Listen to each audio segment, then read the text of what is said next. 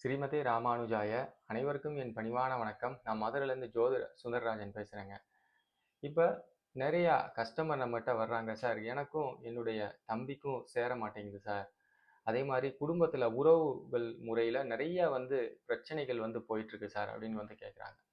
இதுக்கெல்லாம் என்ன சார் காரணம் அப்படின்னு நம்ம எடுத்து பார்த்தோம்னா, அவங்களுடைய ஜாதகத்தில் முதல்ல இந்த 6ஆம் பாவத்தினுடைய தாக்கம் அப்படிங்கிறது ரொம்ப அதிகமாக இருக்கும்.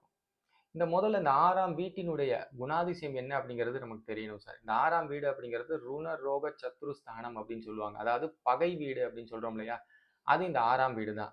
இந்த 6ஆம் வீடு அப்படிங்கிறது ஆரம்ப நிலை பகை அப்படின்னு நம்ம எடுத்துக்கலாம். அதாவது மறைமுக எதிரிகள் அப்படிங்கிற மாதிரி நம்ம எடுத்துக்கலாம் ஆக்சுவலா. அப்ப இந்த உறவு முறைகளை குறிக்கக்கூடிய பாவங்களா இருக்கட்டும் அல்லது கிரகங்களா இருக்கட்டும், இது பூராமே 6ஆம் பாவத்தின் ஒரு தொடர்புல இருந்துச்சு அப்படின்னா கண்டிப்பா அந்த உறவுமுறை ரீதியாக ஜாதகருக்கு நிறைய சங்கடங்கள், பகை, உணர்வு இதெல்லாம் நிறைய வரும். இப்போ பொதுவா சொல்லணும் அப்படின்னா, இந்த இளைய சகோதரம் அப்படிங்கிறது 3ஆம் வீட்டை குறிக்கும். அதே நேரத்துல செவ்வாய் அப்படிங்கிறது அந்த உறவுமுறை, ரத்த பந்தங்கள் உறவு குறிக்கும். அப்ப 3ஆம் பாவத்துக்கு செவ்வாய் பகவான் உபநட்சத்திர அதிபதியாக அவர் 3, 6 அப்படிங்கிற ஒரு தொடர்புல இருந்தாரு அப்படின்னா, அவருக்கும் அவருடைய சகோதர உறவுக்கும் அந்த அளவுக்கு ஒரு ஒற்றுமை அப்படிங்கிறது பெரிய லெவல்ல இருக்காது. ஒற்றுமை அப்படிங்கிறது பெரிய லெவல்ல இருக்காது ஆக்சுவலா. அந்த இடத்துல பாத்தீங்கன்னா ஒரு கோல்டு வார் அப்படிங்கிறது போயிட்டு இருக்கும். நீ பெரியவனா நான் பெரியவனா அப்படின்னு சொல்றோம் இல்லையா? அந்த மாதிரி ஒரு கோல்டு வார் அப்படிங்கிறது கண்டிப்பா போகும். இதே மாதிரி 8ஆம் பாவமும் சேர்ந்துச்சுன்னு வச்சுக்கிறோங்க. இந்த செவ்வாய் 3ஆம் பாவத்துக்கு அதோட 6, 8, 3, 6, 8, 3, 6, 8, 12 இந்த மாதிரியான விஷயங்களை இந்த மாதிரியான பாவங்களை ஆக்டிவேட் பண்ணுது அப்படின்னா அந்த இடத்துல அந்த பகை அப்படிங்கிறது அடுத்த கட்டத்துக்கு போயிரும். இப்போ உதாரணத்துக்கு ஒரு கோர்ட்ல கேஸ் போடுறது. அதே அதே நேரத்துல இவரை பத்தி இன்னும் நிறைய உறவினர்கள் முன்னாடி அசிங்கமா பேசுறது, இவரை கேவலப்படுத்துறது அல்லது அவமானப்படுத்துறது, இது மாதிரி அவருடைய சகோதரர் கொண்டு போயிருவாரு ஆக்சுவலா. அப்ப இதெல்லாம் பாத்தீங்கன்னா கண்டிப்பாக உங்களுடைய ஜாதகத்துல நிச்சயமா இருக்கும் சார்.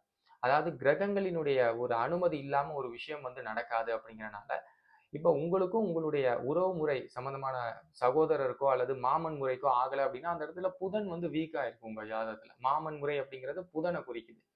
அப்ப புதன் நீங்க எடுத்து பாத்தீங்க அப்படின்னா கண்டிப்பா 6ஆம் பாவத்தினுடைய ஒரு தொடர்போ 6, 8, 3, 8, 3, 6, 8 ஏதாவது ஒரு விஷயம் அங்க இயங்கிட்டு இருக்கும் அப்படிங்கிற மாதிரி. அப்ப எந்த உறவு முறை சம்பந்தமான விஷயங்கள் கெட்டு போயிருக்கோ நிச்சயமா அந்த இடத்துல இந்த பகை கிரகம் அப்படின்னு சொல்லக்கூடியதான 6ஆம் வீடோ அல்லது 8ஆம் வீடோ நிச்சயமா இருக்கும் சார். அப்ப உங்க ஜாதகத்துல நீங்களே இந்த விஷயத்த அழகா பார்த்துடலாம். அப்ப எந்த கிரகம் இந்த 6ஆம் வீட்டை தொடர்பு கொண்டிருக்கோ அந்த கிரகம் ரீதியான உறவு முறைகள்ல அந்த அளவுக்கு ஒரு சிறப்பு அப்படிங்கிறது இருக்காது ஆக்சுவலா. பகை உணர்ச்சி தான் இருக்கும்.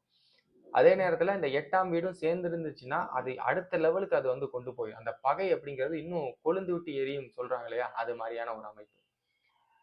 அப்ப இதெல்லாம் பாத்தீங்கன்னா நம்மளுடைய முறையில ஒரு ஜாதகத்தை டிகிரியின் அடிப்படையில கணிச்சோம் அப்படின்னா அழகா இந்த விஷயத்த நம்ம எடுத்து சொல்லிடலாம் சார் ஆக்சுவலா. சரிங்களா? அப்படின்னு சொல்லி இந்த பதிவை நான் முடிக்கிறேன். அதே மாதிரி உங்களுக்கு என்கிட்ட ஜாதகம் பார்க்கணும், இந்த கேபி உயர்கணித சார ஜோதிட முறையை ஒரு கோர்ஸா படிக்கணும் அப்படின்னாலும் தாராளமா டிஸ்கிரிப்ஷன்ல என்னுடைய வாட்ஸ்அப் நம்பர் இருக்கு. தொடர்பு கொள்ளுங்க. நம்ம தொடர்ந்து பேசலாம். நன்றி, வணக்கம், வாழ்க வளமுடன். ஸ்ரீமதே ராமானுஜாய.